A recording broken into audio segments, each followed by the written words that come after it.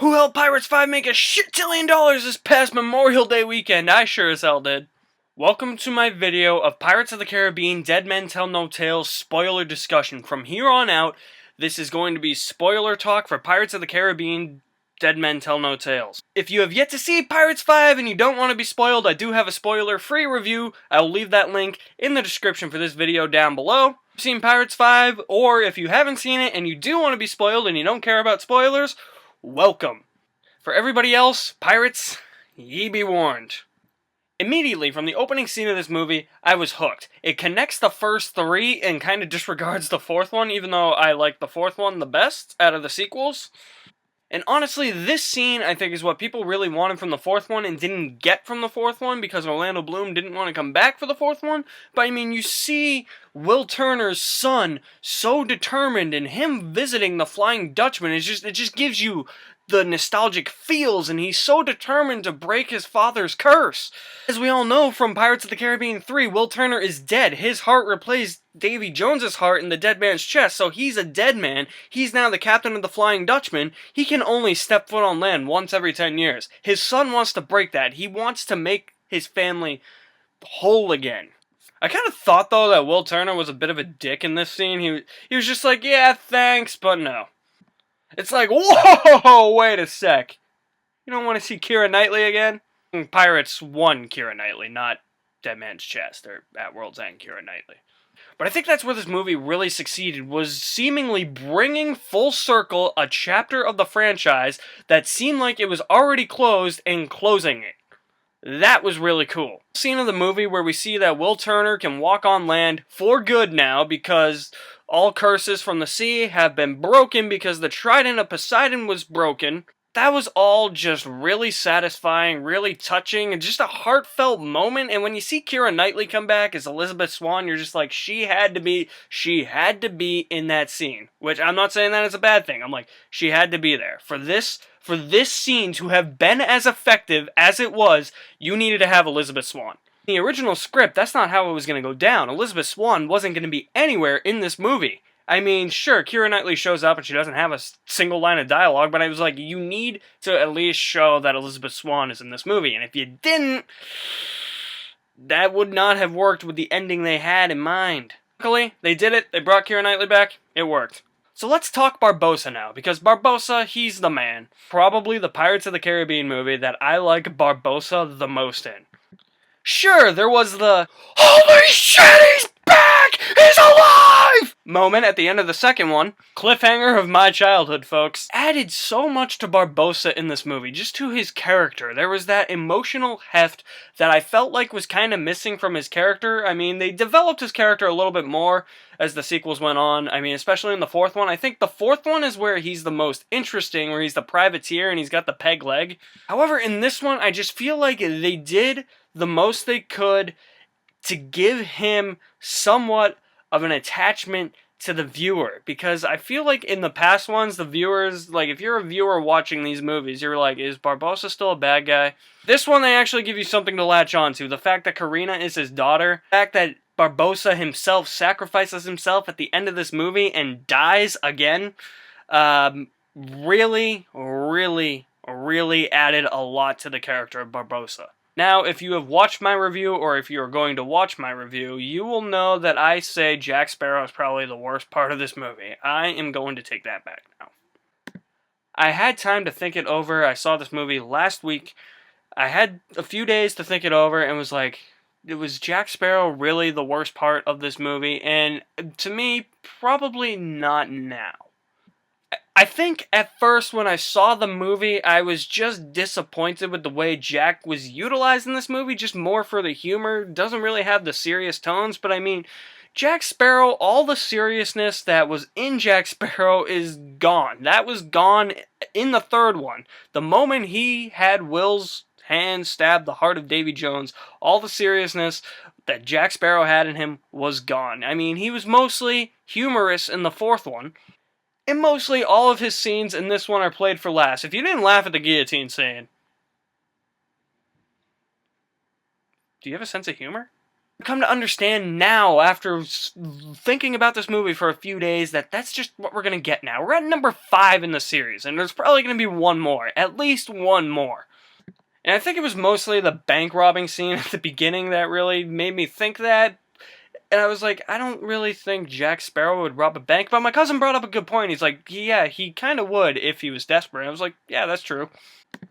And you have to understand, he's not the main character in this one. He was the main character in the sequels, and he never should have been. He was a supporting character in the first one. Johnny Depp, I think it was Best Supporting Actor he got nominated for the first one. Which, yeah, because he was a supporting actor. He brought Jack Sparrow back to being a supporting character in this movie like he should be. He should never have been a main character in the sequels. This movie does not focus on Jack Sparrow, which was a big relief. I'm not saying Jack Sparrow's not a focus in this movie. He is a focus at certain parts in this movie. He's just not the main focus of the movie. The main focus of the movie is really Henry trying to get the Trident of Poseidon to help break Will Turner out of his curse that's bound him to the Flying Dutchman for 10 years or more. The scenes that do focus on Jack Sparrow, though, like that awesome-ass scene, that flashback that with Salazar, that was awesome. Love that whole flashback. I mean, it's awesome to see Salazar, why he's pissed at Jack Sparrow, and you ultimately learn why, and I thought they did a good job of de-aging Johnny Depp in that scene, and that's kind of been a thing lately in Hollywood, is de-aging somebody. You see how Jack got the compass that points to whatever you want most? You see how Salazar and his crew ended up in the Devil's Triangle? Jack Sparrow, in his witty Jack Sparrow way, tricked them, and now Salazar's pissed. Then we get to see how Javier Bardem and his crew escape from the Devil's Triangle and head to London and blow up MI6 and try and kill James Bond's boss. Wrong movie and wrong franchise, but if you watch Skyfall, you'll realize that Javier Bardem is not the villain in that movie. It's Javier Bardem's hair. Probably in this movie, too. I liked Salazar as a villain. I thought he was probably the best villain since Davy Jones. I mean, I really liked here's the thing. I like the fourth one the best out of the sequels. I just don't really like Blackbeard as a villain, because he did nothing. I was like, oh, hey, at least Salazar has a grudge to settle with Jack Sparrow.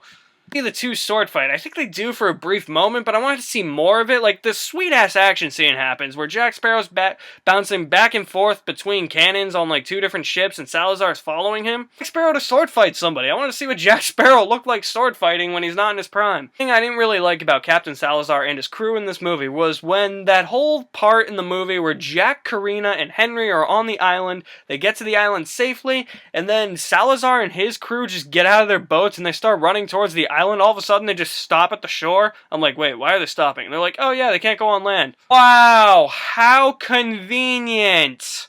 That whole aspect with Salazar's crew, to me, just came out of left field, and I was like, no. Just randomly, just right there, when they're about to step foot on land, now you tell us. No. I just thought it was a bad plot convenience. It's like the other Pirates of the Caribbean movies, there is an after-credit scene, and they bring back an iconic character from the franchise. If you're praying for Norrington, it is not Norrington. You want to know who it is? I'll tell you. BAM! That guy! No, I'm serious. He's back. He is really back. I don't know how, but he's back. He's really back. This after-credit scene sets up a 6th movie. And it's gonna be hopefully fucking awesome if he's back. Guarantee you when the 6th movie comes out, critics are going to give it bad reviews because it's nothing like the first one. It's not as good as the first one. The sequels are not as good as the first one. They're not fun and entertaining, but critics don't understand the meaning of fun and entertaining, and when they see Davy Jones on screen, they're going to say it's the same thing as the second and third one, and that's my rant on the critics for these movies. But seriously though, seriously, how is Davy Jones back? That's what I'm wondering, and I think it has something to do with the Trident of Poseidon, because if you break the Trident of Poseidon, that breaks all curses at sea, so yeah. I think that's it. I think that's how they answered it, so Davy Jones is alive now. My take on it, I think that's what happened. But that after-credits scene was something to behold, because you just see Will sleeping with Elizabeth, and then all of a sudden their door opens, and you see the silhouette of Davy Jones, and, like, I think there's, like, a lightning crash, and, like, Will wakes up, he's like, oh, okay, cool. He realizes where he is, and then he goes back to sleep, and then the camera pans down the bed, and you just see, like, a couple of barnacles on the floor, and you're like, holy shit, it's real. Holy shit, Davy Jones is back! just bring back Norrington too while you're at it. Please, give him a better death if you're going to kill him off. There's a sixth one, which is most likely. Please let it be the last one. Just end the series. I just want to see Will, Jack, Elizabeth back together for one last time, one last adventure. Just put more of Will in this one, please, in the sixth one. That was my biggest problem with this one. He's only in 2 scenes, the beginning and the end. The 2 scenes I described at the beginning of this video. Yeah, I just want to see Will and Jack kick ass together again. Please do that in the 6th one. My spoiler talk for Pirates 5 didn't talk about everything in the movie. That would have taken forever, but I talked about what I wanted to talk about, and I hope you guys enjoyed this video. Went on a little longer than I thought it was going to. Apologies. But you can follow me on Facebook, or follow me on Twitter, rather. Yeah. Like me on Facebook, follow me on Twitter. That's what I meant to say. That is the one flub up I will keep in my videos because, yeah, it just gets kind of confusing. You can also subscribe at the end of this video. Check out a couple of other videos. Stay tuned this weekend. Tomorrow I will have my review of Wonder Woman, and Friday I am planning on having my review of Captain Underpants up. So you guys are awesome. Hope to see you soon.